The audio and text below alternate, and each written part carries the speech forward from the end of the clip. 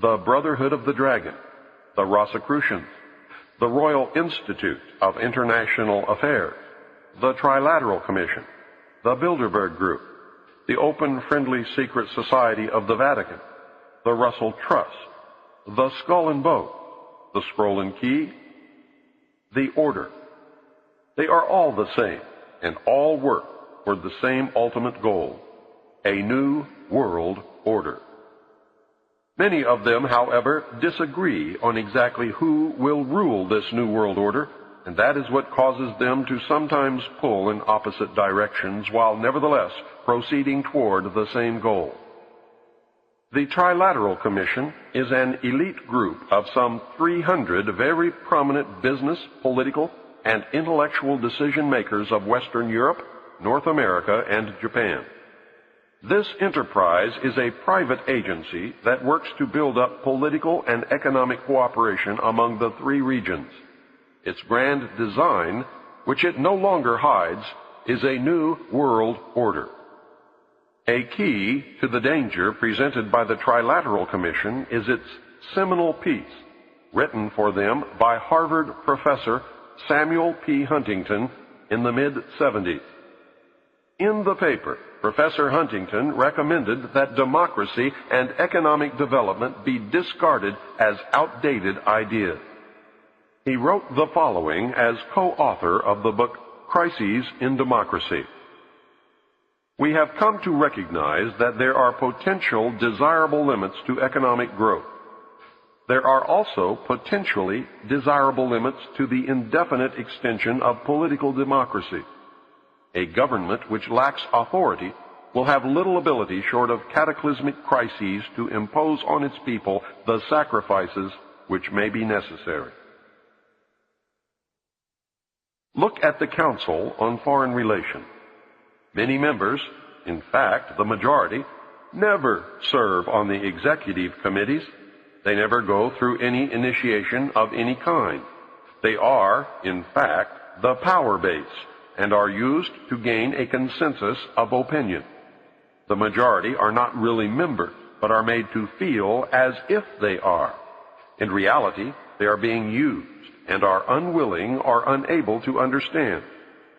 The Executive Committee is an inner core of intimate associates, members of a secret society called the Order of the Quest, also known as the Jason Society, devoted to a common purpose. The members are an outer circle on whom the inner core acts by personal persuasion, patronage, and social pressure. That is how they bought Henry Kissinger. Rockefeller gave Kissinger a grant of $50,000 in the early 50s, a fortune in those days, and made dear old Henry a member of the CFR. Anyone in the outer circle who does not toe the mark is summarily expelled, and the lesson is not lost on those who remain. Do you remember the human desire to be a member of the elect? That is the principle at work. The Council on Foreign Relations has been the foremost plank of America's foreign policy establishment for more than half a century. The Council on Foreign Relations is a private organization of business executives, scholars, and political leaders that studies global problems and plays a key role in developing United States foreign policy.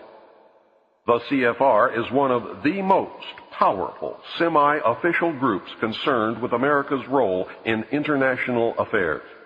It is controlled by an elect group of men recruited from the Skull and Bones and the Scroll and Key societies of Harvard and Yale, which are both chapters of a secret branch of the Illuminati known as Chapter 322 of the Order.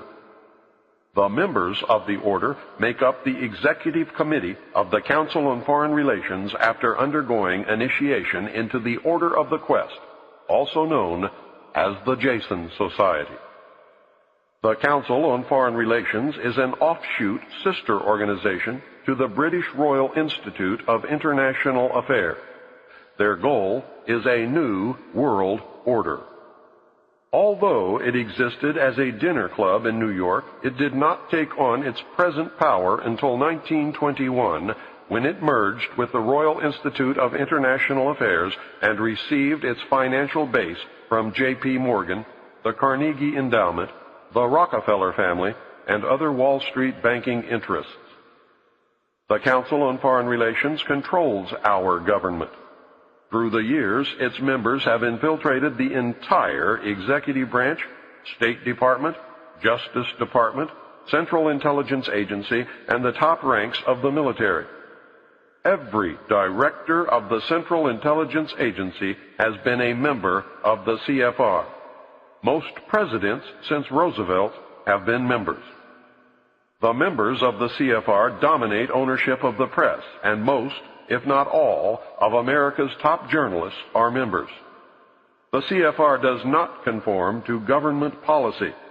The government conforms to CFR policy.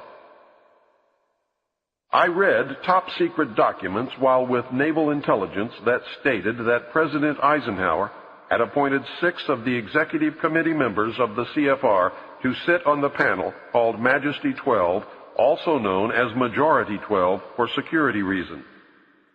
Majesty 12 is the secret group that is supposed to control extraterrestrial information and projects.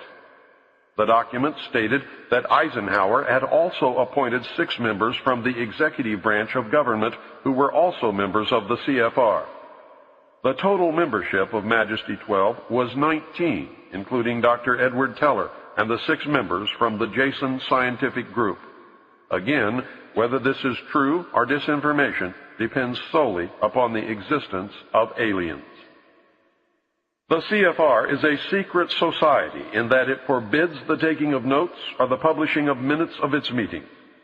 Any member who divulges the subject or any part of any conversation or talk that took place during a meeting is terminated. The goal of the Council on Foreign Relations is a new world order. Remember, never worship a leader. If you worship a leader, you then no longer have the ability to recognize when you have been deceived. The most powerful secret organization in the world is the Bilderberg Group, organized in 1952 and named after the hotel where its first meeting took place in 1954. The man who organized the Bilderberg Group, Prince Bernhard of the Netherlands, has the power to veto the Vatican's choice of any pope it selects. Prince Bernhard has this veto power because his family, the Habsburgs, are descended from the Roman emperors. Prince Bernhard is the leader of the black family. He claims descent from the house of David and thus can truly say that he is related to Jesus. Prince Bernhard, with the help of the CIA, brought the hidden ruling body of the Illuminati into public knowledge as the Bilderberg Group. This is the official alliance that makes up the world governing body. The core of the organization is 3 committees made up of 13 members each. Thus, the heart of the Bilderberg Group consists of 39 total members of the Illuminati. The 3 committees are made up exclusively of members of all the different secret groups that make up the Illuminati, the Freemasons, the Vatican, and the black nobility. This committee works year-round in offices in Switzerland. It determines who is invited to the annual meeting and what policies and plans will be discussed. Every proposal or plan that has ever been discussed at an annual meeting of the Bilderberg Group has come to pass usually within 1 or 2 years following the meeting.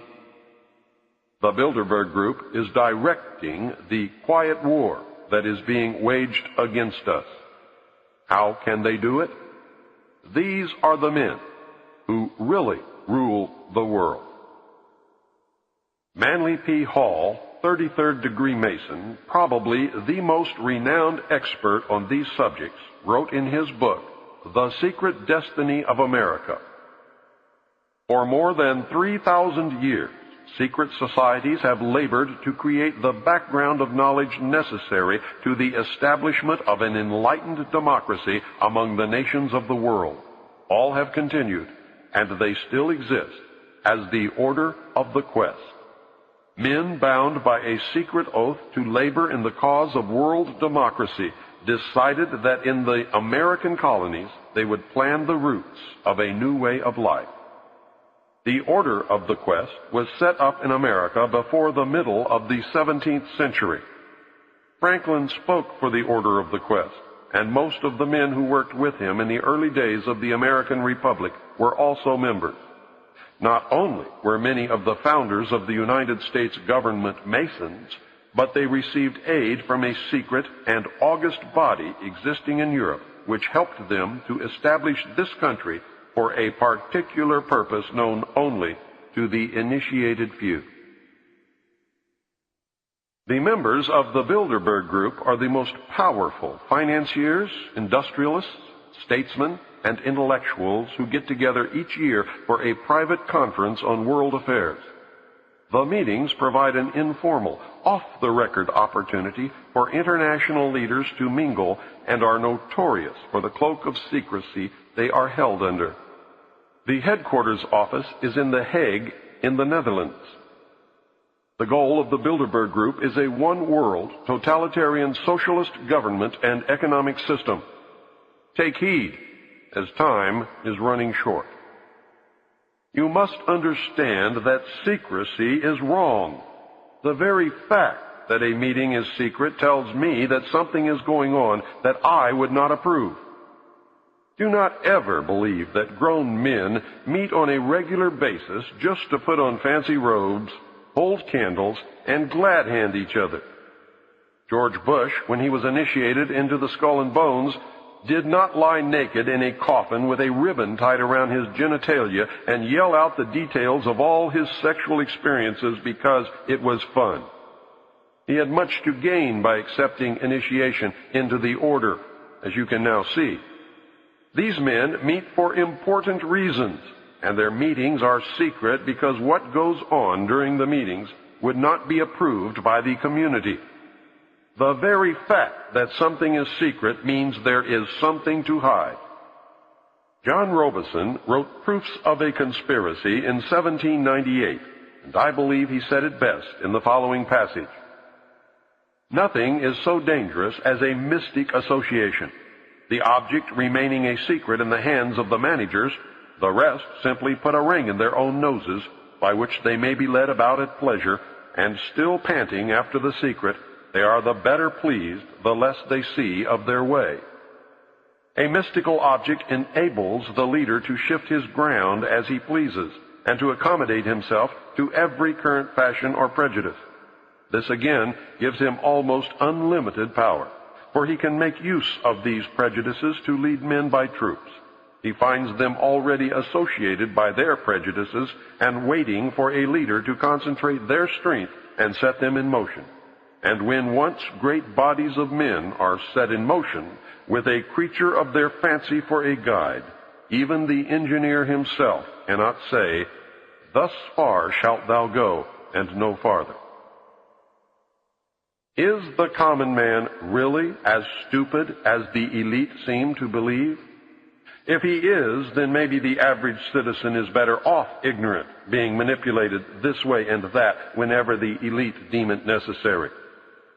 We will discover the answer very quickly when the common man finds that his e-ticket to Fantasyland has just expired. I hope I have shown you the role of secret societies and groups within the world power structure. I hope you can